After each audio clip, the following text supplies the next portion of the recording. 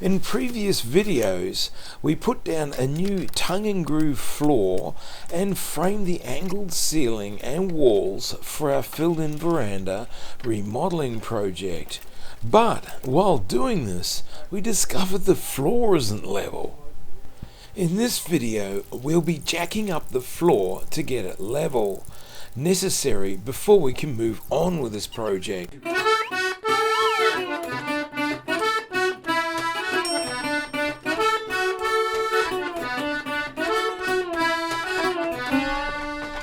This house is 130 years old, so when we rebuilt the back part of the house, which is the kitchen and the lounge and all that, had to jack this corner up 70 millimeters to get the floor in there all level.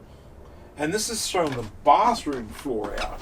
The old bathroom walls weren't braced, so pulled apart when the floor was jacked, and the water from the shower would run away from the drain. So before we can hang this door, we need to get the floor level in the old bathroom, because this will be the ensuite for the new bedrooms through there. So we want the water in the shower running down the drain, not elsewhere.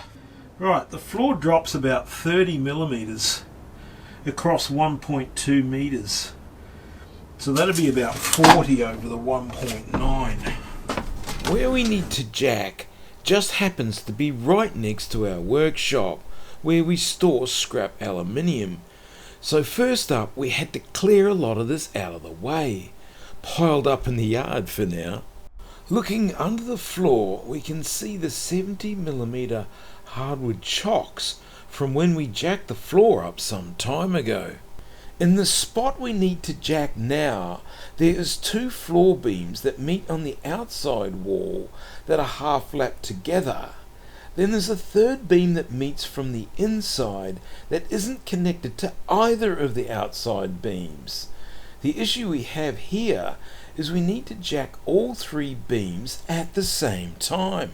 If we jack the right hand outside beam, this could lift the left hand side, but this is a lot of load on a small piece of hardwood and it could give way. I tried this on the other side and got about halfway and the timber gave way and the whole house dropped 30 or 40 millimeters.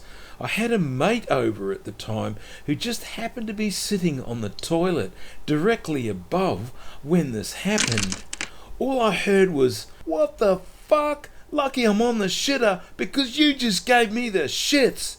So we don't want a repeat of this, do we? It could get messy.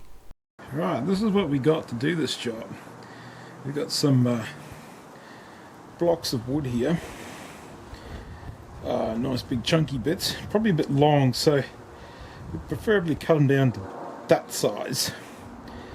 So we got some other little slabs there, a saw to cut these big ones down, and over here we have a 20-ton and a 12-ton jack.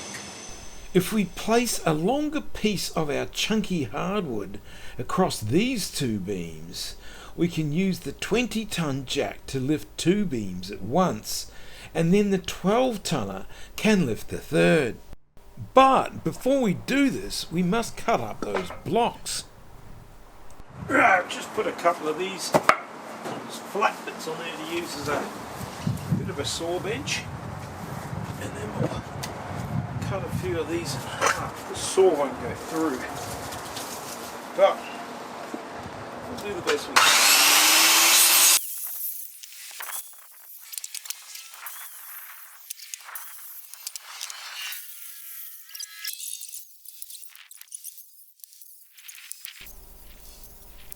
You get the idea. What we'll do is start with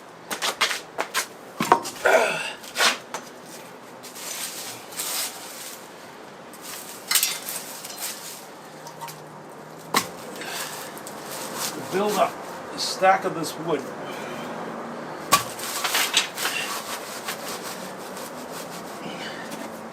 To create a little platform for the jack. Well, it'll be going. Whew, hang on. I realised at this point that the jack needed to go right on the edge of that concrete, well, above it anyway. So I'm needing to put on a block down on the dirt first, and then my first row across the concrete and that block, trying to get it as level as possible. Then we place more blocks across the first, then more in a crisscross pattern. Then lastly, that flat block for the jack to fit on. But it's not high enough, so we need another couple of blocks.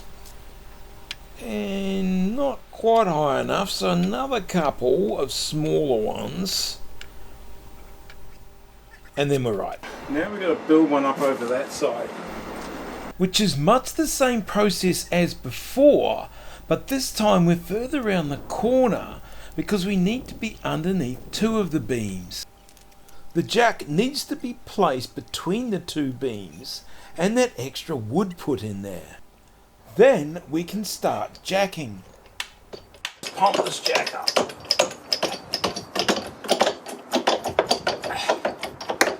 And get it starting to lift. And then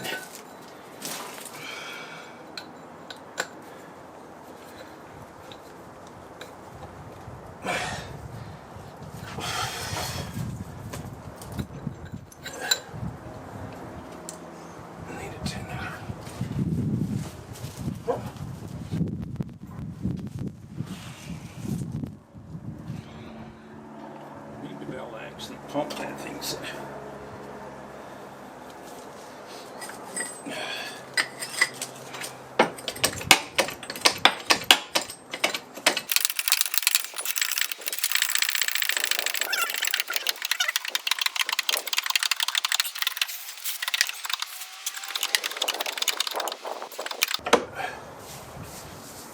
Just hoping that bit of hardwood's strong enough, otherwise we're going to have a shitty situation.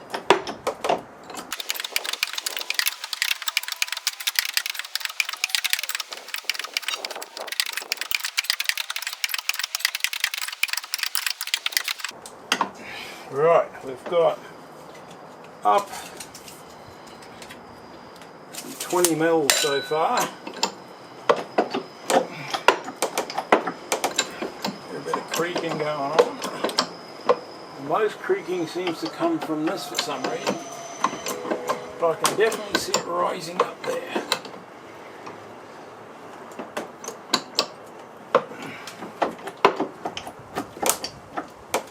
It's creaking over there as well, which is understandable.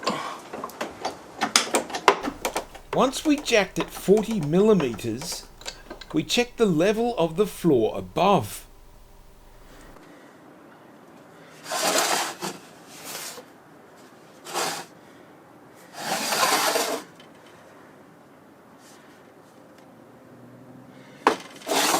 Dropping a bit there, but there is a low spot in the middle because the beam that runs under there has got a bit of a sag in it, but that's, when you bring the tape the level in the middle, that's looking pretty well dead on. It's good. We then cut out two pieces of hardwood 40 millimeters thick to use as chocks. One goes underneath for the inside beam, and the other one will span between the two outside beams. Then we can let the jacks down. Yeah.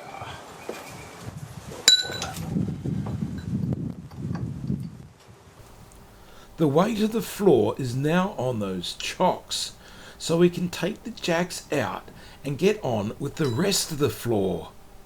Right, if we run the level on this floor here now, let's go there.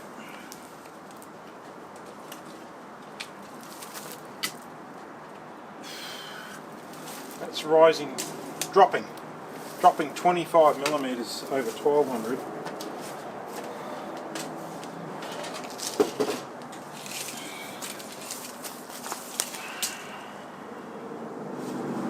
It's like 2600 across there, so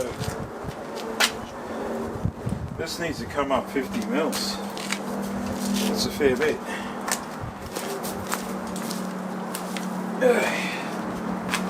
Run a level around this side. That's dropping down there by 15 millimeters over 1.2, so that will be about 22.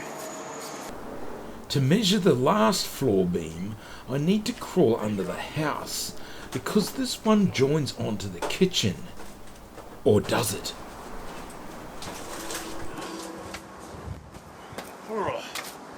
Yep.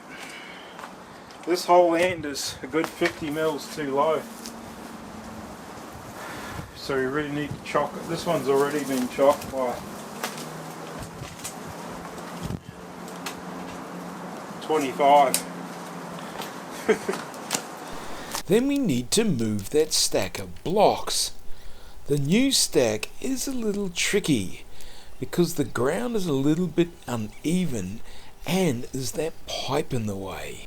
So we need to chock the blocks with whatever timber we can find. To get around that pipe, we need to find blocks the right height so the pipe will fit through the gap between the blocks. Just as we think we're getting there, we realise the whole stack needs to be further across because we need to be underneath the middle of both beams. But there's that pipe in the way, and there's a stump around the other side that is preventing the timber from being moved over further. That stump appeared to be easy to get out, so I tried a hammer, but then, the axe was the only thing that would get it out of there. And once removed, the whole lot needed to be moved across and restacked. In fact, stacked right from the beginning because that pipe was in the way. So we needed to build up all those blocks around the pipe again. Oh well, that's what we need to do to get it right. Then we think we're ready for the jack, but maybe not. Maybe this time. Okay, is that going to fit? It looks like it will be. Now we can start jacking.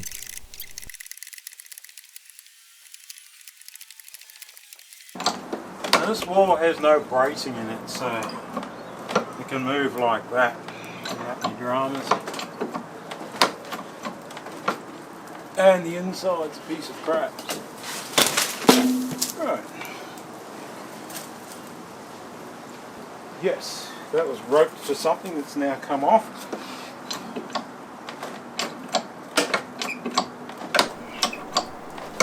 Need to have a quick check of everything just to make sure all is good.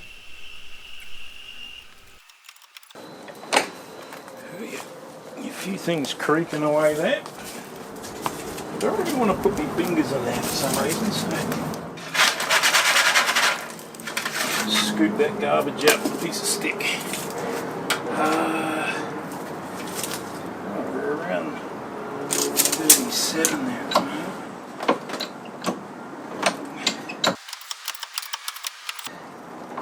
Everything's creaking.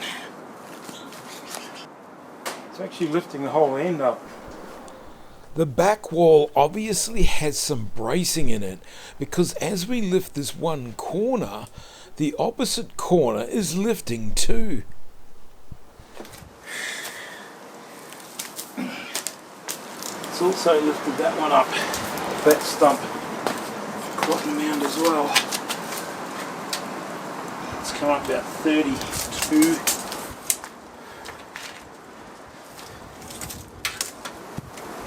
Up to 40 now. So.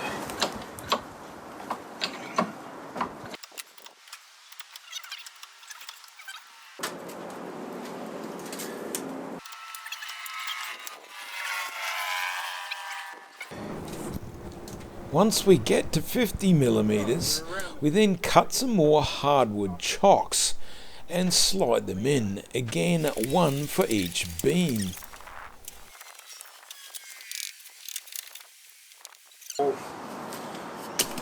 Then once again we release the jack, so the weight of the floor is on those chocks. Then it's time to check the stump that's between the two we've already jacked. Right, what looks like a floor bearer here is not actually doing much. We have about a 35mm gap there at the moment from raising the other two ends.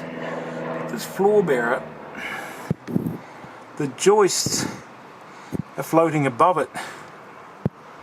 And if we look at the other end, we can see that it's actually floating there. It's not really supporting anything. So we're not too worried about that. I then chocked the outside beam at that stump because it is actually holding the weight of the wall. I made the chock so it was nice and snug and would tap in there firmly. Right, now measuring this one. We found this beam had been lifted with the other corner and was only dropping about 15mm or so. The reason for this is it's not actually supporting anything and can easily be moved with a small crowbar. The walls and floor are obviously supported elsewhere. Not quite sure where, that is really quite a mystery, but we will find out once we get to the stage where we will be pulling all that apart. In the meantime, I'm just chocking this beam so it will be level, assuming that once the ensuite is finished, the beam will in fact be supporting the weight of the walls and the floor. That's it for this video. In the next video, because our floor is now level, we will be hand making and installing jambs for the reclaimed doors.